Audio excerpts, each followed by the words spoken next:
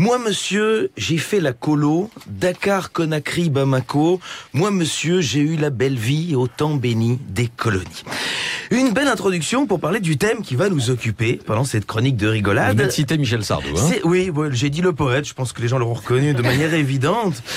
Parlons colonisation, car on s'en rend bien compte ces derniers jours, le français n'est pas très à l'aise avec ce pan de son histoire. Autant on aime parler des victoires de Napoléon, on a nommé des stations de métro au nom de boucheries telles Wagram ou Austerlitz, autant sur la ligne 4 il n'y a pas de station Bab el-Oued.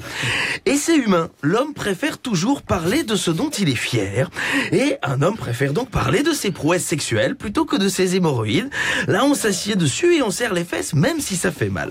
Alors évidemment c'est assez facile pour moi de la ramener, puisque nous Belges on est très à l'aise avec nos colonies, ou plutôt devrais-je dire avec notre colonie, le Congo. La Costa Brava espagnole n'étant pas directement considérée comme une colonie, même s'il était, on y entend plus parler flamand que catalan. Le Congo, donc attention, Congo-Kinshasa, hein, pas le Congo-Brazzaville. Congo-Brazzaville, c'est une colonie à vous.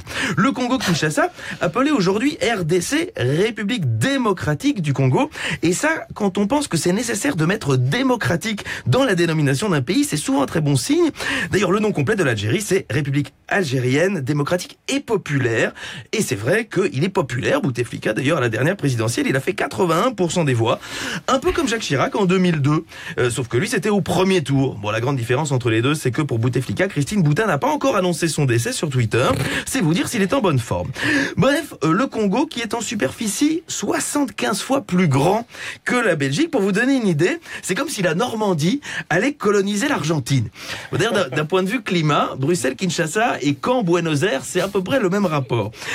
Eh bien, cet énorme territoire rempli de diamants était pendant 20 ans la propriété de Léopold II, propriété personnelle. C'était sa maison de campagne.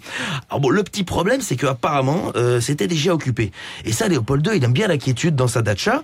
Alors, il a réglé le problème, voilà, devenant le 4e plus grand criminel de l'histoire, tapis dans l'ombre entre Staline et Pol Pot.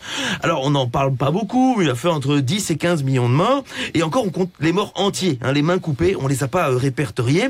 Et bon, résultat, nous, on est hyper à l'aise avec la colonisation. La preuve, il y a encore des statues de Léopold II dans les grandes villes de Belgique, de Bruxelles à Ostende, où sur son cheval, il regarde l'Angleterre. Tu m'étonnes qu'ils ont voté le Brexit. Et c'est une bonne gestion de la colonisation, et le monde entier est OK avec ça. À Paris, dans le 16e arrondissement, il y a une avenue Léopold II. C'est pour Pol Pot que c'est vexant. Il n'y a pas d'impasse Pol Pot dans le 20e. Puis, tellement généreux, Léopold II a offert le Congo à la Belgique, qu'on a fait semblant de rendre en 1960, non sans avoir honoré le pays de fleuron de la littérature belge, Tintin au Congo. Mais oui, on est à l'aise, nous, avec les colonies. Franchement, si Banania avait été belge, ils auraient toujours leur slogan, et c'est sans doute Michel Leb qui ferait les pubs à la télé. Excusez-moi, mais Tintin au Congo, c'est sympa, c'est rigolo, les enfants aiment bien. C'est autre chose que l'étranger de Camus. Pour une bonne gestion de la colonie, il aurait fallu faire Martine à Oran, ou Astérix en Kabylie. Ça aurait été vraiment une main tendue. Enfin voilà, cette petite chronique historique, amis français, pour vous dire que si vous n'aimez pas parler de vos hémorroïdes, d'autres sont tranquillement assis sur leur fissure anale. Alex Vizorek, merci. Kamel Daoud. Je vous laisse le dernier mot. Franchement, je l'ai pas. Franchement, la chronique, elle est merveilleuse aussi, parce qu'en même temps, ça met le doigt sur ce qu'on entretient comme pathologie. Les colonisations existent aussi ailleurs. Elles ont été assumées ou pas ailleurs. Donc, ça revient à dire qu'il s'agit aussi d'une question intime au pays qui colonise ou qui a colonisé. Merci d'être venu au micro France Inter ce matin, Kamel Daoud.